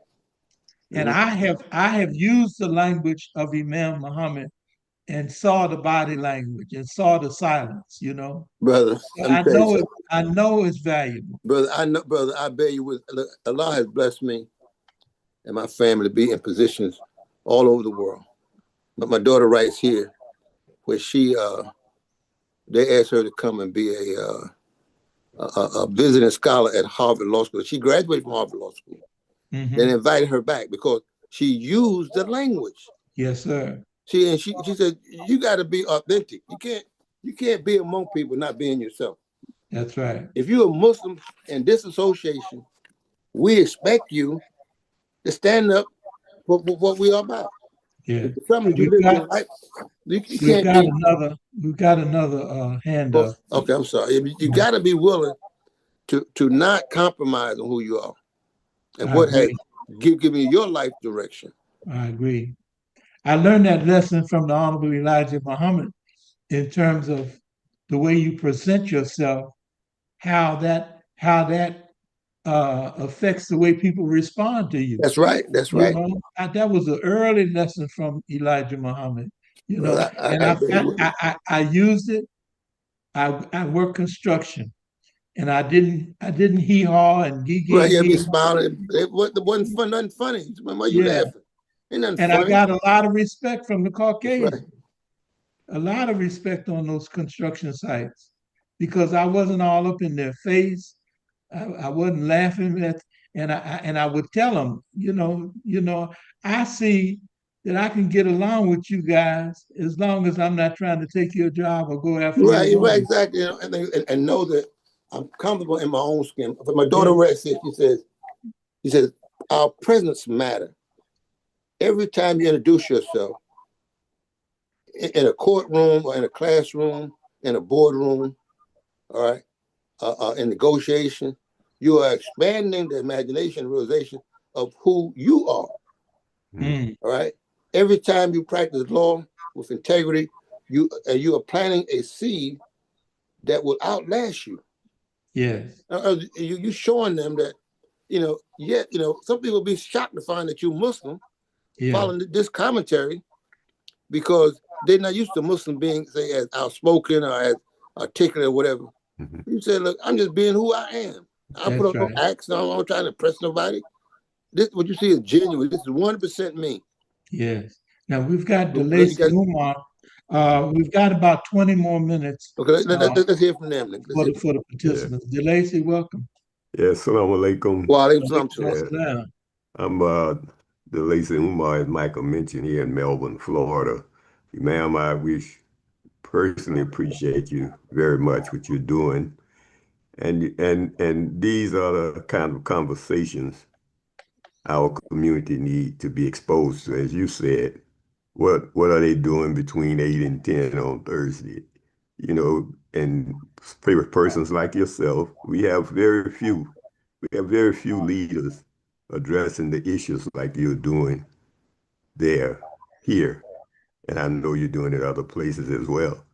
But there's very few issues. We have a lot of preachers, and I don't want to be critical of anyone, but a lot of people critical, using language, using the imam language, but not putting any of it into action. And so we appreciate when we see and hear about persons such as yourself that's really working and having the family working. It's wonderful, wonderful. Congratulations. I don't have anything other than that, just to remind us. And you reminded me of so many things that I personally need to pay attention to, more attention to, I should say. and in my efforts as well, in my local community, things we are doing here, that those things you're mentioning can be very enhancing and beneficial. So Alhamdulillah, brother, thanks brother, I again. appreciate you saying that because that's the goal. Yes. Because see, we are one soul. We all have experienced something, and we all can have different ways in which we articulate that. All right, and one success, all of our success. We have to realize that, that this work is a work for each of us to do our part. If each of us do our part, we get to where we got to go. Yes, sir. Allah's grace. Thanks a lot, man. Allah continue to bless you and your family. And I'm going to cut the speaker off. Michael, I'm still hearing some feedback. Yeah, open mic. When you put your speaker off, it went away. I don't know. I'm not sure what it is. But when you muted yourself before it went away. Thank you. Assalamu alaikum. Alaikum assalam. Yeah, I'll mute myself when I'm not speaking. Go ahead, Imam. No, I'm waiting on the next question because I bear witness what he's saying, and I'm hoping that, if we keep this in mind, we're not going to change everything overnight. We can get that out of our minds. But we do have something that we plant the seed. Inshallah, future generation will benefit for our efforts. That's the thing we got to look at, that we're not going to get everything done. So with that in mind, what should we be prioritizing in your ourselves? opinion? Number one, we got to live what we talk. We got to practice what we preach. Because I say again, the ones closest to you know whether or not you're real. Your wife, your children, your best friends. That's true. I mean, you can talk all you want on the radio, or not radio, but on social media. Hey, man, that's the same guy, man. Yeah, he got a lot of nerve. That's what they say. But if you're for real, if you're authentic, they'll bear you witness. And who knows? If not them, maybe their children or their grandchildren, somebody may embrace what you're doing. Yes. It's not our job to make a Muslim. Our job is to plant authentic seeds. Don't be a hypocrite. I asked a young brother that I've been working with for many, many years. He moved away. He still called me when he have an issue, have a question. So I asked him, I said, what's the first question in the Quran? Starting from Al-Fatiha. Well, for the first time you come across a question? Does anybody know?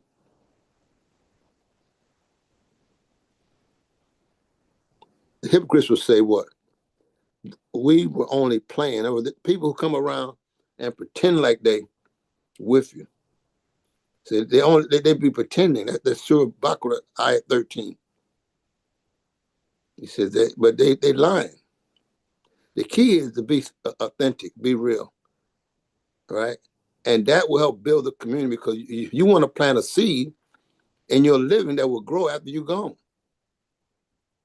The worst thing for you to do is to be hypocritical, and then when you go, everybody says, oh yeah, he was a phony anyway. Astaghfirullah. Even if people don't follow Islam, they say he was a good guy, man. I gotta respect him, man. He was true to what he said. And that's all you can ask for. I live my life for Allah's pleasure. And inshallah, maybe 2-3 generations down the road, brother, I'm gonna tell you a little story for get the next question ready too. When I came to Philadelphia in 1970, the fall of 75, I never forget this. They was having, remember we have those long hookups on the phone? Remember that? The phone hookup? Well, yes, sir. There's a lot of things going on that was not correct, put it that way. But me, I said, look, I'm not here to be judge and jury. I'm here to teach. And some people are going to believe what I'm saying and follow it. Others not going to believe. But I don't have no power either way to make them believe or punish them if they don't believe. Years later, I find children of people who were being hypocritical are some of my strongest followers today. Students of the Quran, of the Arabic language, they're hard workers, well balanced. But their parents wasn't that way. So what I'm saying to you is that you never know. Plant the seed. And trust. There's a hadith from Muhammad Islam. He said, if you have a seedling and you know that the judgment is near, plant it anyway. Yeah, I've heard that. You heard that before? Yes, sir. Meaning what? That you don't determine when judgment, even though it may be near, you may think, but you have to do what you have to do and let Allah do what he does. That's all. Yes. Be that way. Don't be a person who's negative and make excuses for not working. Give it your best shot. Give it your best shot. Muhammad Sharif. Oh, yeah. Yeah, I'm not disputing what you're saying, but man, we don't have a lot of time. Here we are now, late 60s and 70s and 80s. We may make it, but our children, grandchildren, they're not going to make it at the rate we are moving. We are moving too slow. Well, I'm saying, right now, you see what's happening in see what's happening in hold on, let me finish. See what's happening in Minneapolis? On where? See what's happening in Minneapolis? Oh yeah. Well, see what's happening in Gaza? We're in a time where we all going to be challenged.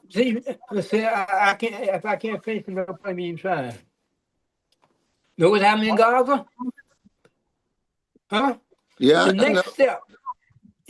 What will happen if the administration turns on us and we are totally hold, time. I don't think that way. I don't care what the administration. I'm trying to do what God tells me to do. I can't control them. That's what I'm trying to tell you. We spend too much time giving them too much power. They ain't that big, brother. Look, all these people can die today or tomorrow, and Allah is still God. If we will learn to put our hearts and minds on the plan of God and do that, Allah take care of everything else. We have not learned our Fatiha. The first 4 things is about God, not about what man can do.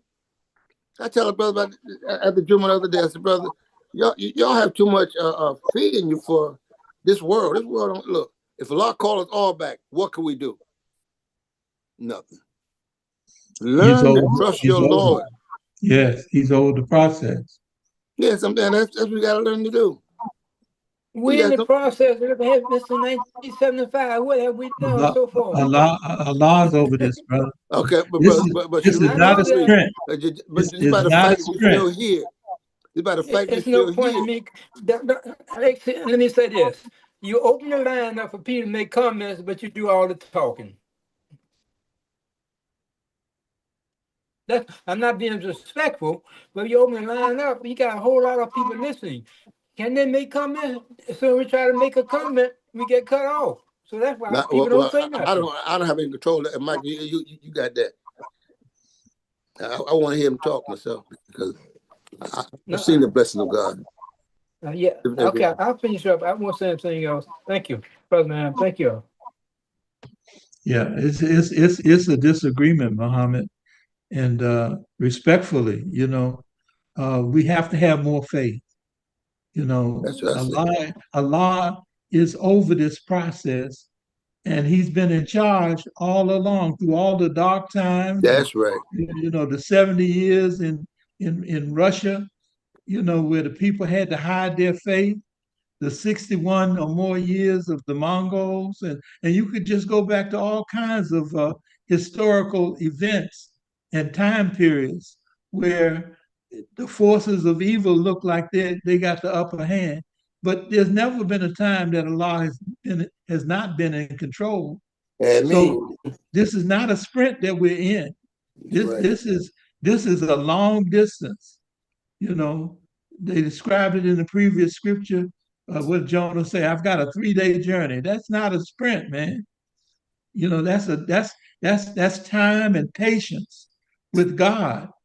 And I share on a regular basis. I share with the audience that we have as a principle of our faith, central, that God created everything with a potential for good or for harm.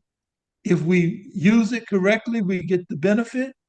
If we use it incorrectly, we get the harm. And that's what we've been observing. We've been observing down through our history, the history of chattel slavery.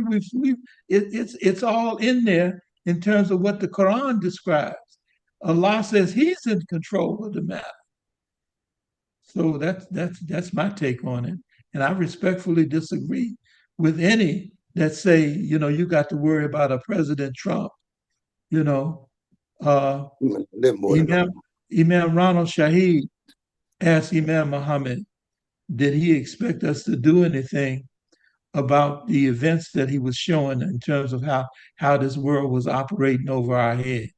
And the Imam's response was that no, but I hope it will encourage you to establish community life. That's right. That's what we. Now that's the answer right there. Hoping you will establish community life. Yes, sir. All That's right, it. bro.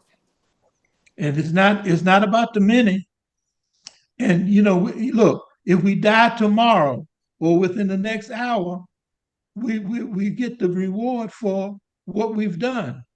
And like Imam Muhammad Abdul Alim says, this thing that we're working on, it's a generational process. This is not for us to get to the to get to the victory. Our victory, in my opinion, is how well we do with with the circumstances and the knowledge and so forth that we got to show. We got to show better than we can tell. Now, who's teaching our grandchildren, our great grandchildren? The If we're public not, schools. if See, the public schools, the charter schools, they are not going to teach them Islam. At the rate we're going, in another 5 years, all our children will be either non-Muslim or in prison. Allah knows best. But I understand what you're saying. I understand.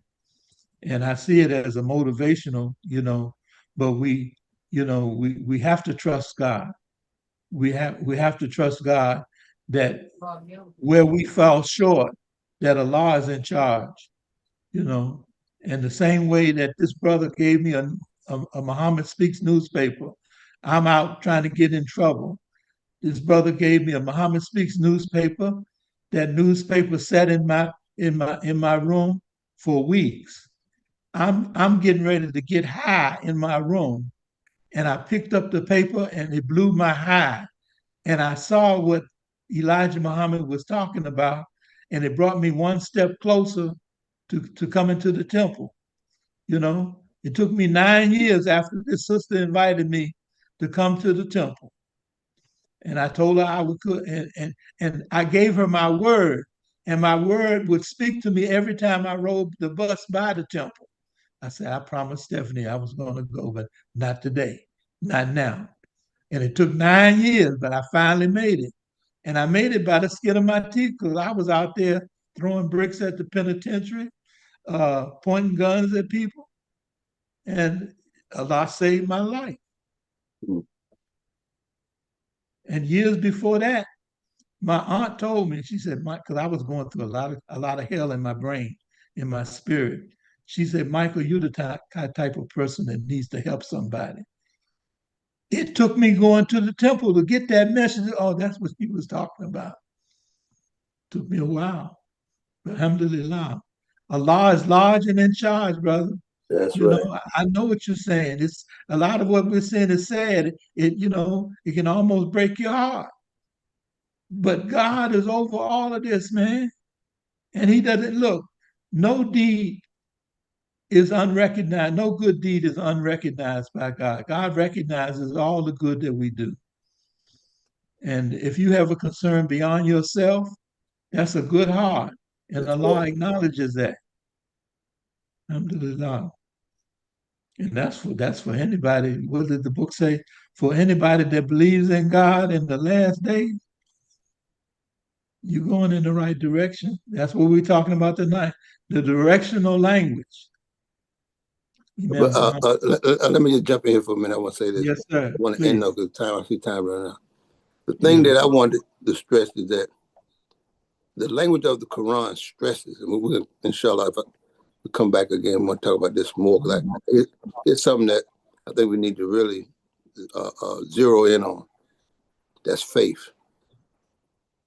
I'm hearing a lot of naysay, but if you have the faith that's in the Quran, that the Quran talks about, Allah says that no one can plan against you and win. That's what God says. That's the word. Let us more and more quote what God says and get out of the thing of quoting the world. That, look, this world groomed us to fear them. When you stop fearing them and putting your complete trust in Allah, I'm telling you, I've lived it. I've lived it even as a Muslim. You know, one of the guys who come having a gun, you know, people, when I came to Philadelphia, they threatened me with guns. I had nobody, but me and my wife and my baby. All right, that's all. I have no protection. My protection was Allah, not the imam, not nobody. But I trust Allah. See, we need to get more into the Quran, understand who is Allah and what is His powers. All right, because could you imagine the slave thing in the way some of us think? Could you imagine? You know, look, oh my Lord, this world is not as powerful as you think. We give them too much power because we don't know God. Please, I implore you, study the Word of God and get your children and their grandchildren to know the Word of God. Start with Al-Fatiha, and then go to Surah Nas. You know, the whisper is there, whisper to try to get you to lose faith. But God tells you He is the Lord of mankind. He is the God of mankind. He's the King of mankind. That's the one you should be whispering. That's the one you should be concerned about. Not this world, all they're doing now, they can drop dead tonight. These people ain't, I'm telling you, if you and I had more faith in the Word of God like the slave did, who prayed that one day his children or their children, one generation come about who will have an uncompromising spirit in the word and plan of God, and they will see the success. That they will live the success. All right? I'm telling you, brothers, I'm telling you, sisters, whoever's on this line, if we showed more respect and more love for the word of God and thereby for each other, you'll see change. You'll see success. I believe The that. children will see success. Right? I'm telling you, please get in touch with your Quran so you can get in touch with your Lord. Because that's where the battle is being fought right now. Yes. They want you to despair. That's why they tell me what's happening in Minnesota. Ain't nothing. That's why I said they went to people who are not certain of their citizenship. They can't run that on us. They can't do nothing like that on us. So I think about that. Put your trust in God, please. But listen, I think we're almost done, right? So yes, sir. We're at the top of the hour. Yes. Yeah, I just want to stress that, please. I mean, I can't overemphasize. Can you give us? Can you give us an idea of what next week will be? Well, I think well, I had one thing in mind, but after the past little discussion, I think we need to get back to spending more time on faith, because I'm telling you, you can't do anything unless somebody got to have uncompromising faith. All right, you got to have faith that Allah is with you, and you're guided by your faith and the principle that your faith offers you. You got to have that. Yeah. You can't build no community with naysayers. Well, it even goes beyond that. You know, when we open up a can of peaches, we have faith that that can of peaches is not going to kill us or make us sick. Mm-hmm. We have faith in our wives and our husbands, you know, and the faith in those worldly things, if you will, comes from the source of all the things that we utilize in the world, that we benefit in the world, that faith, the origin of it is with God. That's right. But That's but, the but, but, origin. but what I'm saying though is that we don't know God. I understand. Most of us, Brother Michael, we have uh, a milk toast faith. I follow. See what I'm saying? You have to, you have to be uncompromised in your own soul. Remember now, just to give you an example, the last surah, and probably time said to read these 2 chapters before you go to bed. Yes. All right. But that last surah deals with whispers, right? The whisper. That we got to study waswisu. What is waswisu? The things that you let get in your own mind that you don't even notice that you think you're doing one thing, but you are doubting the Lord of mankind, the God of mankind, the King of mankind. You doubted that. Don't doubt. La reba fi. All right? The book that there's no doubt in it. And I say this, if there is a doubt, it's in us. I agree. All right? Absolutely. Thank you. Be uncompromised with that. You got to know yourself. Yes, sir. Right? And that's an issue that we need to stress more of. We got to really know ourselves. No, if we're gonna build a community life, the community got to have faith in the process, but more importantly, faith in each other and faith in ourselves to stick with it. Because I say again, we go and look at where we've only had this religion in its pure form for the last 50 years. Before that, we were struggling with mythological concepts. Yes. And we made a lot of headway. We got it somewhere, and we'd love to be much further down the road, but we're not. Yes. But if we stick with it, we can do what I want to close on this note. We can do what we call collapse time frames. What is that? That's when you collapse. What used to take you, say, 10 years, but you doing it a certain way, it takes you only 5. So rather than it being a 5-year, a 10-year project, you don't collapse the time. And that's we have to have, in order to build community life, the things you did in the first year or the second year, the third year, you can't still be doing it 5 years down the road because you haven't collapsed the time. The time now, you're stretching it out too long. You have to get certain things done so that the next phase can begin. That's what collapsing time frame is. Well, I see the terminology that they use in business and I think science as well. Mm-hmm. The best practices. You take the best practices. That's in the Quran. That's right. And that helps you collapse the time frame. Yes, because sir. you have the guidance. If you stick with the guidance, you can go all the way. Yes. See, if you don't have the guidance, you lost. You wander around a lot. That's why. May I say one more thing? Go ahead, Muhammad. In Washington, D.C., it look like they have faith to declare. Looking in Atlanta now, what they're doing, they're building a $1 million housing area right there in Atlanta right now. No, They must have some faith. That's the 100 million. In fact, Yeah, now, on that point, big. though, Muhammad, we get ready to do something in Philadelphia. But again, that was just what you said. You got some people who are afraid to step out. See, I'm gonna say this. I'm gonna end on. I'll keep saying I'm gonna end with. We say Allahu Akbar, right? It's just a common term of Muslims, right? We say Allah is the greatest, Allah is the biggest, Allah is bigger, but we ask Allah for small things. If you really believe in Allah, you get and Allah has given you this ability to believe in Him. Go for something big. Don't waste your prayers. Ask me, man. Ask you, Allah, I want to find a mate. You got some game. You got a woman.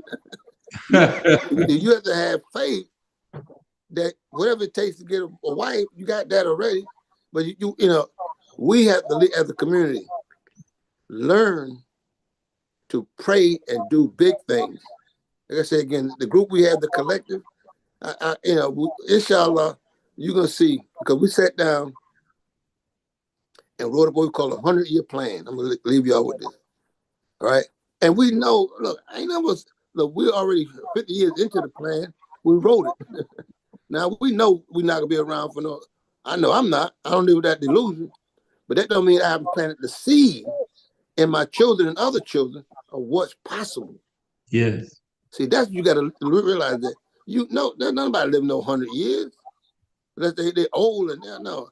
But you got to, if you got faith in God, and this is what Allah has intended, what you hope for will soon come in sight. That's what God promises. Yes. This is Quran. I had a colleague, he's passed away now, called him Bean Counter, this Jewish guy, and he was taking me through this progressive school that he was supporting. Regular guy, he's a middle school teacher. Mm-hmm. And he was telling me, and I didn't bring the subject up, he brought it up. He said, you know, there are people that plan 50 and 100 years down the road. Mm-hmm. And I just listened to him. And I knew he was right. Mm-hmm. He was sharing this with me. Mm-hmm. And I considered the source, okay? Well, look, their vision is much longer than ours. But the prophets have said this, that every 100 years, Allah sends a revival. Yes. Right? And so that's we going by. If we got a new language, that means that we in the process of revival. Remember, back in 75, the Imam, at one point, he referred to himself as what? The Mujaddid. But it was so much controversy, especially on the international scene, he put it down as a title. But the work we're doing is just that. I follow. All right? It's just that. You know, and you have to have faith to do that. Yes. Yeah, because I'm telling you, our people. Imam Muhammad Abdul Alim, we appreciate you. Looking forward to next Thursday, same time, same station. Dear audience, we thank you for your participation, and we hope you'll join us next week, and that we will be able to not only benefit, but we'll be able to pass the benefit of these conversations along to those that value our input. They value for the elderly, they value us being guys on the side. Alhamdulillah. So thank you, Imam. We're going to close out. You can leave, but I'm going to close out with a dua. I'm going to head a dua. Oh Allah, guide us among those you've guided aright. Save us among those you save. Bless us in whatever you give us, and deliver us from the harm that you judge. You judge and none can judge against you, and those whom you befriend are not disgraced. Ameen. Alhamdulillah, Rabbil. Thank you, dear audience. Thank you so much. Thank you. Alhamdulillah. Close this.